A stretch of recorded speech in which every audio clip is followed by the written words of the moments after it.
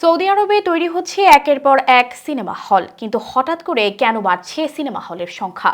তথ্য বলছে প্রায় 3 যুগ বন্ধ থাকার পর সৌদিতে সিনেমা হল চালু করা হয়। এরপর থেকে হু হু করে বাড়ছে সিনেমা হল, আর এর পেছনে কারিগর হিসেবে কাজ করছেন এক তরুণী। কে সে তরুণী? বিস্তারিত প্রতিবেদনে। মধ্যপ্রাচ্যের দেশে সৌদি আরবে প্রায় 3 যুগ বন্ধ থাকার পর 2018 সালে ফের চালু করা হয় সিনেমা হল।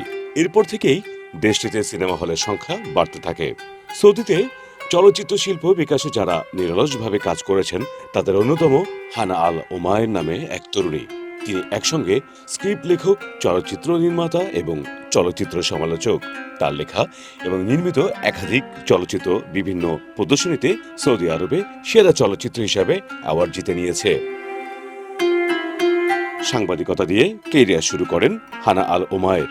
2006 সালে তিনি সংবাদপত্রের প্রকাশের জন্য চলচ্চিত্র পর্যালোচনা লিখে শুরু করেন। তার যেসব চলচ্চিত্র পর্যালোচনা আল আসওয়াদ এবং আল রিয়াদ দৈনিকে প্রকাশিত হয়, এরপর তিনি চলচ্চিত্রে স্ক্রিপ্ট লেখা শুরু করেন।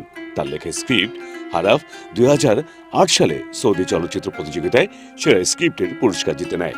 তার দ্বিতীয় শর্ট ফিল্ম দ্য কমপ্লেইন্ট 2015 সালে সৌদি চলচ্চিত্র প্রতিযোগিতায় সেরা শর্ট ফিকশন ফিল্মের পুরস্কার জেতে। 2019 সালে ওমায়ের সর্বশেষ short film Swan Song Saudi চলচ্চিত্রের উৎসব জিতে নেয় সেরা অভিনেতার গোল্ডেন পামচি অ্যাওয়ার্ড।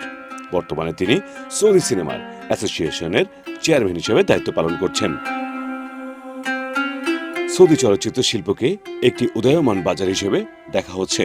বর্তমানে দেশটিতে 66টি সিনেমা হল রয়েছে। সম্প্রতি সিনেমা হল খুলে দেওয়ার 6 বছর পূর্তি উদযাপন করেছে সৌদি আরব। আর এই সময়ের মধ্যে বড় পর্দা থেকে সৌদি রাজস্ব বিভাগ আয় করেছে প্রায় $1 বিলিয়ন।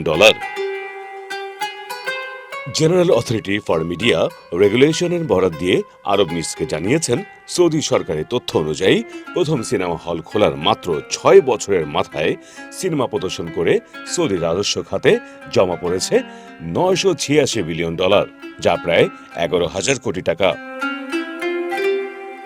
মিশুক মুস্তফা, প্রবাস খবর।